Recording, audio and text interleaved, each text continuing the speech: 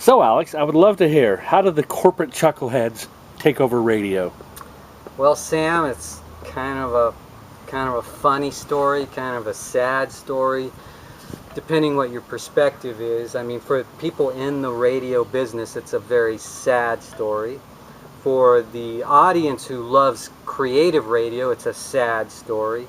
For people who don't care, the mainstream chowderheads, it's neither happy nor sad, or I guess to them it's happy because radio keeps on going. And to the chuckleheads, it's a happy story because they got to take over and control radio, turning it into the most mediocre medium in the history of media. How did it happen? It was 1996 was the Telecom Act that President Clinton signed. Keep in mind, I voted for him twice, and I still to this day think he was a better president than most of the presidents we've had in our lifetime.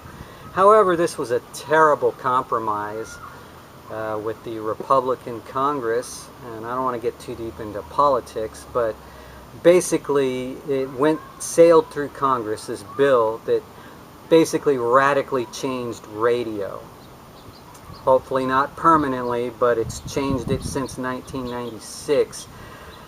Before that, you had mom and pop owners all across the country that owned radio stations. That's why radio sounded so local back then. And it had a community feel to it. Basically, radio ownership limits were eliminated to allow a company like Clear Channel to buy up about 1,200 radio stations out of the 16,000 across America. And keep in mind, it wasn't even with their own money. They just borrowed money from the bank. Because they became the biggest radio company, it influenced other companies, other big companies, till you had like 5 big monster companies that basically bought out tons of mom and pop stations so that there wasn't any independent radio left. No more local radio. Everything became nationalized. And then you start having all these corporate mergers where, in one city like San Diego, a bunch of stations were all owned by the same company. Stations that used to compete with each other. Now, all in the same building. And I know you know about that because you did work for Clear Channel at one time. Yeah, for about a decade. Yeah, how many stations were in that building? I think it peaked out around, I believe, close to 15 or 16. Wow, all under one roof. Yeah. Ah. And so the sad part of it is that it really made mediocre radio, and it just killed the community spirit of radio, and it made it so that local businesses couldn't even advertise anymore unless they had tons of cash, which is not most small businesses.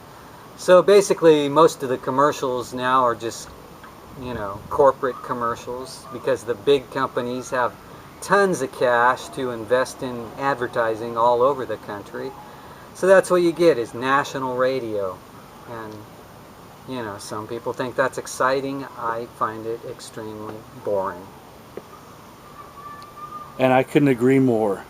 Actually, your point about national radio, local radio becoming national, it seems like everything's voice tracked anyway, and they get Ryan Seacrest to be on every station, and eventually there'll be like 2 DJs DJing every station in America. Robot radio. Exactly. Well, fascinating. Thank you.